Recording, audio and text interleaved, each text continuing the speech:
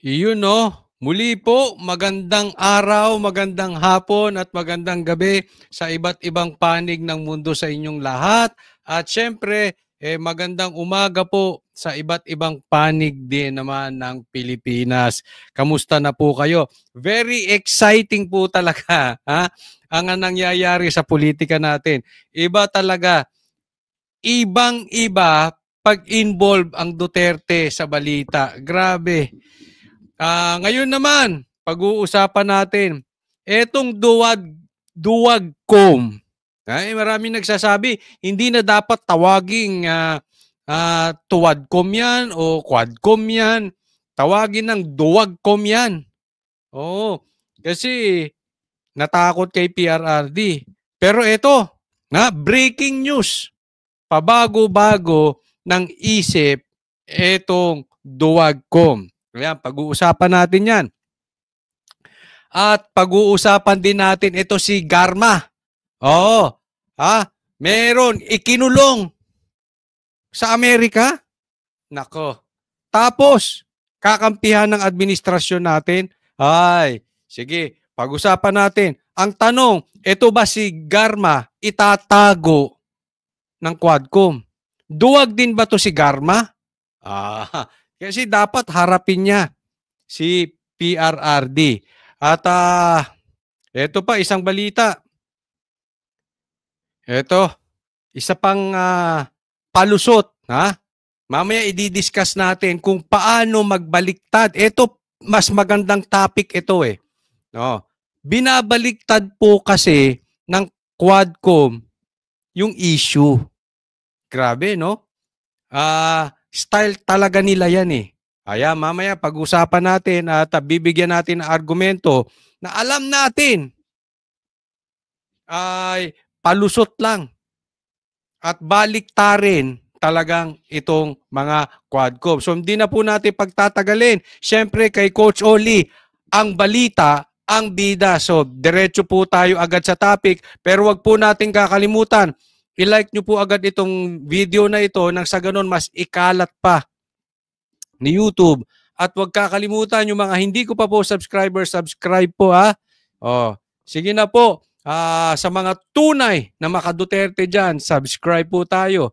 And syempre, maraming salamat sa mga nagbibigay po ng super thanks. Ito po, simulan na natin. Ito, breaking news. Breaking news.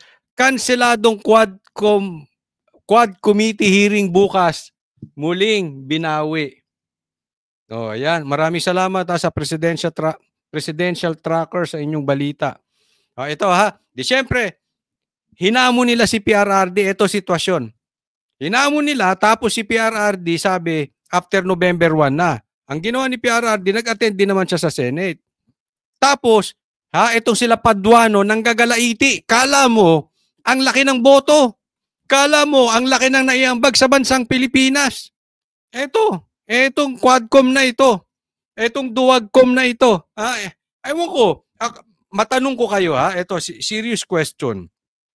Kasi may mga nagme-mensahe sa akin na hindi na dapat tawaging Quadcom ito, Duwagcom na raw. Ano kaya mas magandang tawag sa kanila? Duwagcom or contempt creator. Mahilig mag-contempt itong mga ito eh. Sige nga, ilagay nyo sa baba. Dapat pa silang tawaging Duwagcom or contempt creator. Sige nga, hamon ko sa inyo. I-contempt nyo nga si PRRD. Tingnan natin Tingnan ko ang tapang ninyo. Yung lalakas ninyo magsalita. Ito si Paduano, tinawag pang duwag si PRRD. Ngayon, magkakaalaman sinong duwag. Bakit nyo inatras? Diba inatras na ito mga ito eh. Pupunta na dito si PRRD, inatras nila. Ginawang November 21, so next week, magiging ang hearing. Nag-backlash, nag-boomerang, bumwelta sa kanila. Nagalit ang taong bayan, pinagtatawanan sila, nagmumukha silang tanga, nagmumukha silang duwag, lahat kinukutsa sila. Ngayon, para hindi sila magmukhang tanga, hindi sila katawa-tawa sa mga Pilipino, binawi. Oh, marami nga nagsasabi, nakahanap na ng script. Meron ang balita eh. Oh, isang TV anchor ang sabi, narinig daw niya, nagsiurong po ang mga witnesses. Kaya inurong din nitong Duwagcom ang pagdinig kay PRRD. Ngayon, hindi natin alam kung saan sila ngayon pupulot ng mga witnesses. O, di ba? Dahil nagalit ang taong bayan, sumigaw ang taong bayan, pinagtawanan sila ng taong bayan, binago nila ang desisyon. Kaya ito po ito ipanawagan ko sa social media. And alam natin, this is not to insult the Dutertes. Actually, they should be proud of it. Alam natin, walang pera ang mga Duterte. Alam natin yan. Compared sa mga ilang politiko na dati ay teacher lang, biglang ang gaganda na ng mga kotse, relo, bag, milyones na. Yung iba dyan, pastor na maliit lang. Ang congregation, biglang nagkaroon ng bulletproof. Oh, ganyan po. Hindi po ganyan ang Duterte. Alam natin, comparing to other politicians, mahirap po ang Duterte. Pero ito po ang suporta ng Duterte. Remember this, sa social media nanalo si PRRD. Kaya po napaka-importante, isigaw natin. Alam mo, yung sigaw ninyo, nadinig nila. Yung sigaw ninyo, nakarating sa kanila. These guys, alam nyo kung bakit? Wala namang boto ito eh. Iilan lang naman ang mga boto nitong Quadcom na ito. Yung iba nga dito, party list lang eh. Hindi ko sa minamaliit yung party list, pero alam naman natin ang kalakaran sa party list. Kumukuha lang sila ng popular. Gaya nitong isang one rider, kinuha lang nilang popular si Busita. Mananalo ba yung one rider kung hindi because of Busita? 'Di ba? So this is not to insult the party list, pero alam natin may mga galawang kalokohan dyan. In short, wala namang boto ito eh. Hindi sila gusto ng taong bayan. Kung meron man may gusto sa kanila, ganun, no, kakapiranggot. Kung titingnan mo ang kagustuhan ng taong bayan kay PRRD at sa Duterte, kahit pagsama-samahin nyo pa ang boto ng mga ito, hindi aabot sa 10% ng boto ni PRRD or ng boto ni BP Sara. Yung ibig kong sabihin, yung nagmamahal sa Duterte, kahit pagsama-samahin mo yung mga yan, wala. Kaya they are very sensitive doon sa sigaw ng taong bayan. Isigaw lang natin. Makikinig itong mga ito. Ayaw man nila, matigas man ang ulo nila, makapal man ang mukha nila, mapipilitan at mapipilitang silang makinig. Gaya ng nangyari ngayon. Dahil sa sigaw ninyo, papapuntahin nyo yung matanda rito. Tapos pumalag. Tapos binawi ninyo. Ito si Dan Fernandez, ang yabang-yabang. Dami raw niyang questions. Ba't kailangan mo ng testigo? Kahit ba magsiurong testigo nyo, di tanungin nyo. Kung may laman ang tanong ninyo, at higit sa lahat, kung yung tanong ninyo may tapang. Pero kung duwag tanong din, wag na. Diba? Kasi ang lakas nito manghamon eh. Hindi naman sila niyayabangan ng Duterte. Silang nakikipagyabangan sa Duterte. Nung pumalag, duwag sila. Pumalag. Kayo, maraming salamat sa social media, pumalag kayo. Nagbagong isip ng mga ng mga Duwagcom. Ayan. Ito pakilagay niya, huwag niyo kakalimutan. Ano ba dapat itawag dito? Duwagcom or content creator? Ito, papakita ko sa inyo. Ito yung nilabas nila. Ito yung letter. Committees on Dangerous Drugs, Public Order and Safety, Human Rights and Public Accounts. Notice of 11th Joint Public Hearing. November 12, 2024. kahapon. Please be informed that the 11th joint public hearing will proceed tomorrow. Nasa balita po ito ng Presidential Tracker. November 13, 2024 at 9:30 a.m.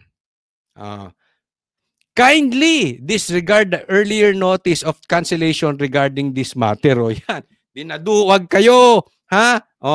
Tuloy mamaya. 9:30 a.m. Philippine Times. Philippine Time. Magsama-sama po tayo, ha. Ila-live ko yan at sana masamahan nyo po ako dito sa channel ko. Okay? Panuorin po natin itong hearing na ito. Suportahan po natin, isigaw natin sa social media, isigaw natin sa YouTube, magkomentaryo po kayo dito po sa live ko o kung saan man, ha? Sama-sama po. 9:30 a.m. Dinisregard. Attached is the agenda. Representative Kwentong Barbers. Robert Ace S. Barbers. Yun. Ayos. Di nagbago isip.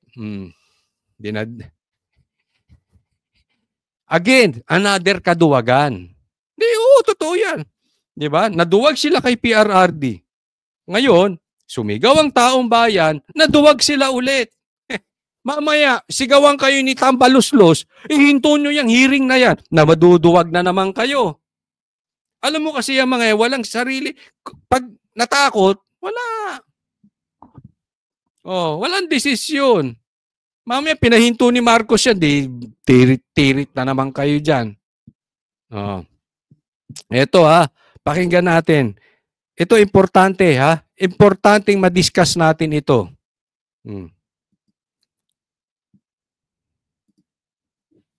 Ngayon ng mga kongresista at ang kampo ni dating Pangulong Rodrigo Duterte dahil sa... Kasi ito po, nagpapalusot.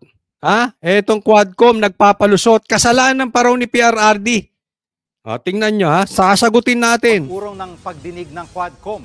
Sinasadya raw ng mga Duterte na palabasing naduduwag ang mga congressman. Baka naman talagang duwag kayo. Frontline balitang yan si Marian Enriquez. Wala pong naduduwag dito. Yan ang welta ni House anong tawag nyo ron? Ba't pabago-bago kayo? Committee Chairman Ace Barbers. Binabatikos kasi ang komite matapos iurong ang pagdinig bukas. Kahit nagpahayag na si dating Pangulong Rodrigo Duterte na harap siya sa Quadcom. Paliwanag ng komite, noong 1 linggo pa raw nila pinag-iisipang ipospone ito. Kita mo? Noong 1 linggo pa raw nilang pinag-iisipang ipospone. Bakit nagdadadakdak yan si Paduano? Ba't kayo nagpadala ng letter? Hello? Kung pinag-iisipan ninyo, i-cancel yan, ba't nyo pinuntahan? Sinabi nga ni Attorney Panelo, idinala pa sa bahay yung letter nung gabi. Kinabukasan, canceled na. Ano ba namang klaseng palusot yan? Di ba? Pinag-iisipan nyo. Di sana hindi kayo nagpadala ng letter. Ginagawa nyo namang tanga talaga mga Pilipino Pambira naman. Wag naman tayo maglokohan. Pambira kayo. Mamaya magalit si Dan Fernandez. Mag-English yan. Yari tayo dyan. Siyempre, kahit ang English mo kinamatis pag ganyang gwapo, wala na. Di ba? How are you, Dan Fernandez? Pero nitong Lunes lang daw naging pinal na i-reschedule nila ang hearing. Agad din naman daw ngayong Lunes naging pinal. nag-abiso ang Quadcom sa resource persons. We decided na mukhang kukulangin tayo sa oras at sa araw para matapos natin yung interview namin doon sa mga gustong magtestigo. Anong palusot yun? Kaya daw kinancel nila kasi kukulangin sila sa oras at araw. Di araw-arawin nyo. Sabi nga ni PRRD, magre-request pa nga siya ng 10 araw di ba? Ito kailangan natin ipaliwanag to. Bagamat itutuloy na yung hearing mamaya, pero sinubukan nilang ibudol ang Pilipino. Yung kanilang kaduwagan, they will not accept it. ipapasa sa Duterte ang mali. Yan po ang style nila. Dati na naman dapat naman dati na naman nilang gawain yan eh. Ano sinasabi nila? Nililihis daw ni BP Sara yung mga balita. Sino bang naglilihis? Kayong patawag ng patawag sa mga Duterte. Anong problema natin ngayon? Yung flood control project, yung ukada ni Tamba. Ang dami nating problema. Yan ang pinag-aasikaso nyo yung kay Duterte. Tapos sasabihin nyo, nililigaw lang ni BP Sara ang balita. Ganyan po sila mahilig magbaligtad. Kaya nga po kahit tuloy na yung hearing, kailangan sagutin natin yun. Kalat nyo po itong video na to kasi hindi po pwedeng ginagawa lang nila laging tanga mga Pilipino. Testigo.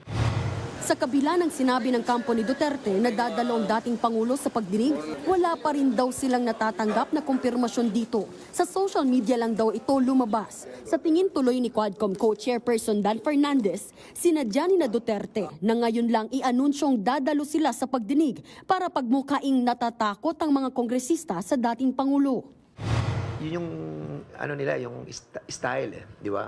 And to make it appear na tayo yung Ayan ka na naman, nag-i-English ka na naman. Yan ang ayoko sa iyo, Dan Fernandez Pa-English ka na naman, nalalagay ka na naman sa alanganin Gwapo ka naman Huwag mo na ilagay yung sarili mo sa hindi mo naman talaga porte. Pa-English ka pa Panalo na, matatalo ka pa umaatras din sa ganitong klase ng invitation.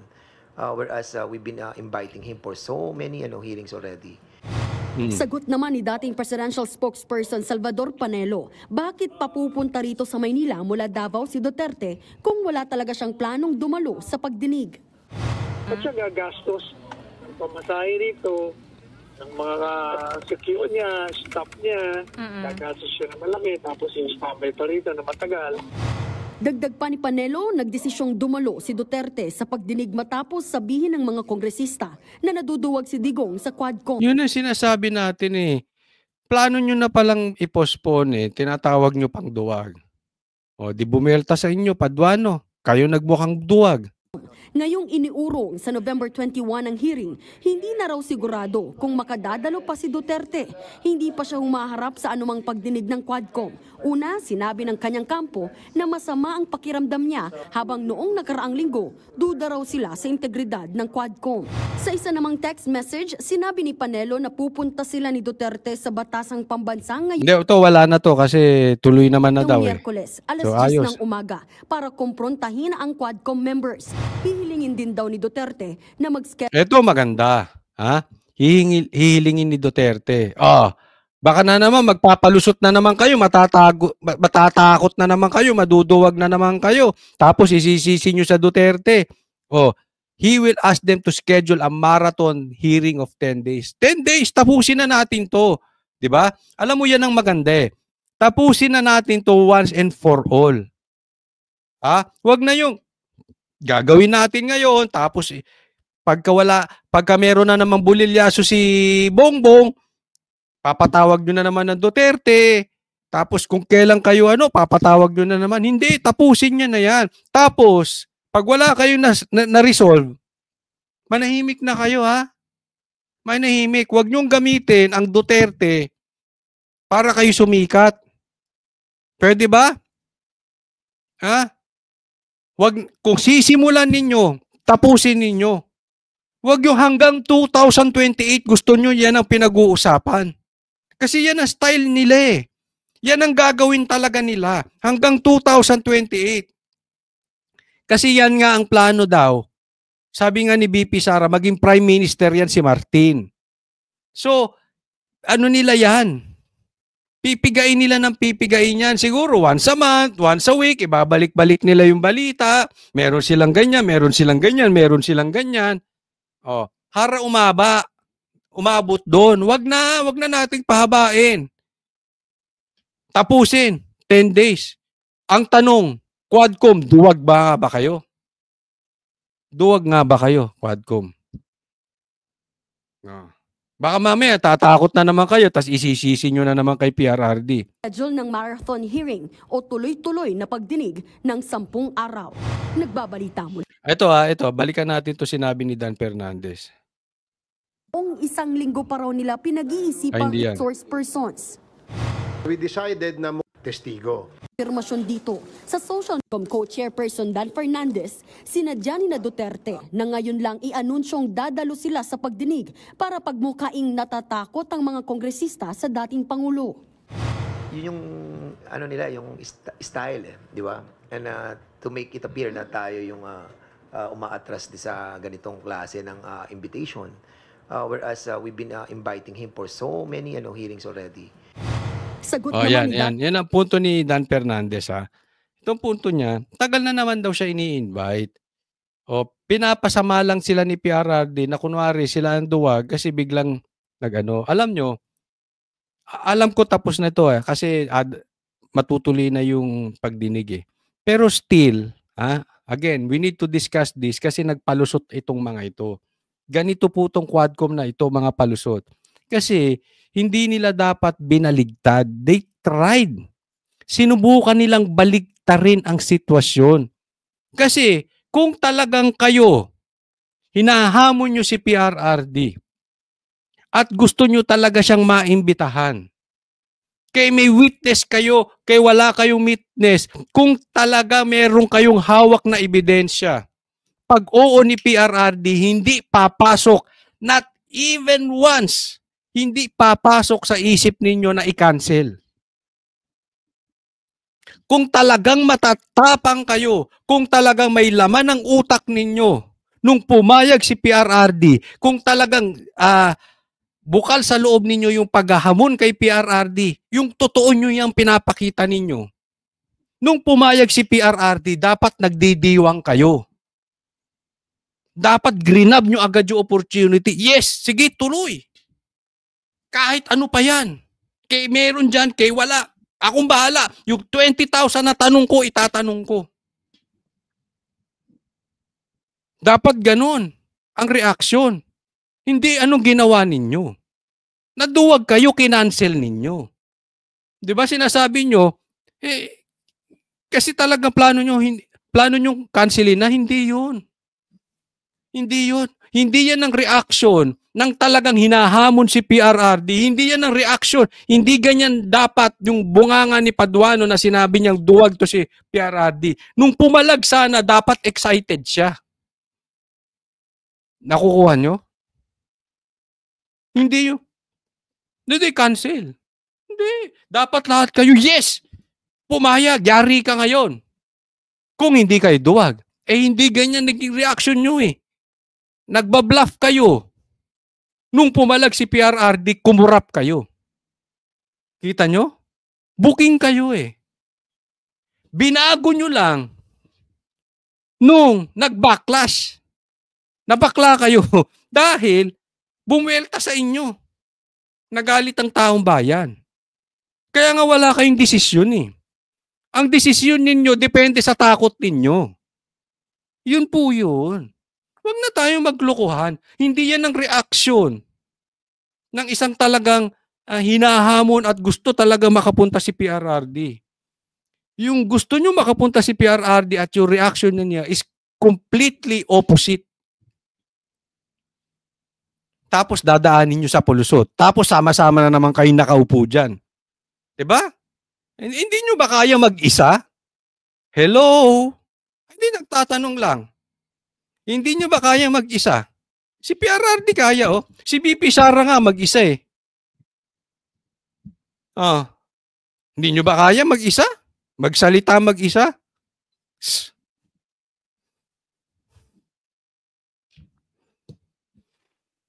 Ay, Quadcom. Eto, discuss natin. Pag-atinin nyo Ipa-atin ninyo. Etong si Garma, pag-usapan natin.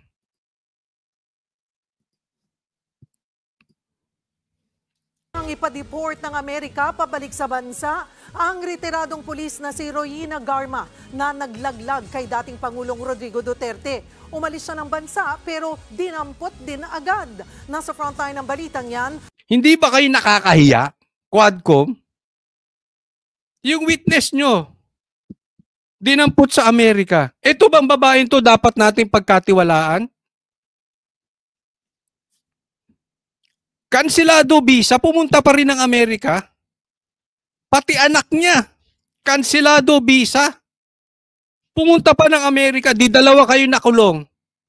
Tanong, sige nga, pati sa mga bashers, pati sa mga pulahan, kailangan pa bang pagkatiwalaan tong witness nyo? Sige nga, sumagot kayo. Anong klaseng witness yan? Si Camille Samonte. Nabulilyaso ang pagpunta sa Amerika ni retired police colonel at dating PCSO General Manager Royina Garma matapos siyang i-detain ng US Immigration sa airport dahil Kakahiya tayo. Yung isa, nagkaroon ng lagayan sa Okada. Eto naman. Ay, nako Pilipino. kanselado na pala ang US visa nila ng anak niya. Ayon sa Department of Justice at Interior Department, wala namang kinakaharap na kaso sa bansa si Garma. Wala rin siyang hold departure order kaya malaya siyang bumiyahe. I think that it's a human rights issue. Anong human rights issue? Eh yung stop nga ni BP Sara eh. Oh, may lookout order eh. Ito witness. Alam mo, tingin ko rito, Boying? Hindi, tingin ko lang. Opinion ko to ha. Huwag ka magagalit. May opinion ka rin eh. Opinion ko dyan. Kasi alam nila, maghaharap sila ni Duterte. Sooner or later maghaharap. So anong ginawa? Pinagsalita lang. Ha? Pinagsalita lang sa Quadcom, tapos lipad na kayo doon, pasyal na kayo. Para just in case, humarap si PRRD, na haharap nga mamaya, hindi mo na kailangan umatin. Kasi mabubulilyaso tayo eh. Importante na sabi niya na.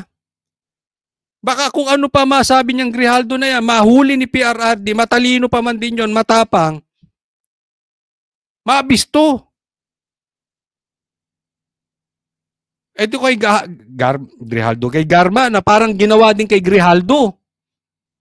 Pinapaamin sa hindi naman dapat niya aminin.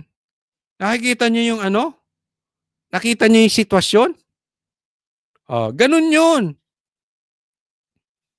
Baka mabuking pa sila. Kaya ako huwag kayong magpalusot. Paharap nyo. Yung mga witnesses nyo, paharap nyo kay PRRD. Huwag nyong itago. No sa Senate nga eh. Hindi nyo pinag-attend eh. Pag-attendin nyo yung mga yan That was considered by the U.S. government in canceling her visa. We asked for it. I don't know. I don't know who asked for it. Ayon kay Interior Secretary John Vic Remulla, hindi malalaman si immigration dito sa Pilipinas kung na-cancel na ang US visa o hindi. Naks, nagpalusot pa yung magkapatid na Remulla. But anyway, malay natin, totoo, hindi malalaman kung cancel yung visa sa Amerika. Pero still, ba't nyo pinaalis? Di ba? Alam nyo may sensitive yan, may witness yan. Dapat kinausap nyo. Antayin muna natin, magkaharap kayo ni PRRD. Ngayon, hindi siya nakalusot doon. Ibabalik dito. You make sure, in all your powers, ipaharap nyo kay PRRD. Sa ngayon, nakikipag-ugnayan na ang gobyerno sa US Immigration para mapadeport si Garma. Titiyakin naman daw ng DOJ na bibigyan siya ng proteksyon, lalo't isa siyang mahalagang testigo sa investigasyon ng House Quad Committee tungkol sa Duterte drug war. Sa ngayon, nagsasagawa na ng case build-up ang task force na binuo ng Department of Justice para imbestigahan ang umano'y extrajudicial killings sa war on drugs ni dating Pangulong Rodrigo Duterte. Kasama raw dyan sa pag-aaralan kung may mga kasong isasampa laban kay Garma o kung maituturing ba siya bilang state witness. Akalain mo gagawin pong state witness yan? Ako sa pagkakaalam ko Pag ikaw ay gagawing state witness, eh hindi ka dapat, you are the least guilty. Kung gagawing state witness yan. Ngayon, kung gagawin yung state witness yan, ibig sabihin, again, poprotektahan niya ng gobyerno. Gagastusan ng gobyerno yan. Okay? Ibig sabihin, naniniwala kayo doon sa importance niyang Garma na yan patungkol sa pagdinig sa drug war kay PRRD. Kaya, iharap nyo. Huwag kayo magpalusot, iharap nyo kay PRRD. Padaluhin ninyo. Naniniwala kayo ang importance ng mga sasabihin yan. Huwag nyong paalisin ng bansa. Yan tayo eh. Tapos pag tinawag ng duwag, tinatago nyo witnesses, magagalit kayo. Di ba? Siguro ayos na. Ewan ko, sa inyong mga manonood, bantayan natin ito. Baka mamaya hindi ito pagsalitain ng Quadcom. Oras na makabalik sa bansa si Garma, dadalhin siya ulit sa kustudiya ng Kamara para matiyak na makakadalo siya sa pagdinig. Ayan sinabi nyo yan baka urong-sulong kayo. Padaluhin nyo sa pagdinig kung kailan nandun si PRRD. Na magkaalaman. Hindi kasi magsinungaling Ang tanong, may ebidensya ba? Pakita mo tapang mo. Nandyan kaharap mo. Yung ginagawa nyo ng kwento. Babalita mo lang sa frontline. Simple lang Ulitin ko ilalive ko po yung pagdinig kay PRRD. Sabay-sabay, samahan po ninyo ako. Okay, doon sa mga hindi ko pa po subscribe po kayo at sana i-like nyo and share nyo tong video na ito nang sa ganon mas kumalat pa. Ang Banateros po, ulitin ko, Monday to Friday, 8 p.m. sa SMNI. Yung programa namin sa SMNI. Supportahan po natin. Maraming salamat para sa Diyos at Pilipinas kung mahal. God bless everyone.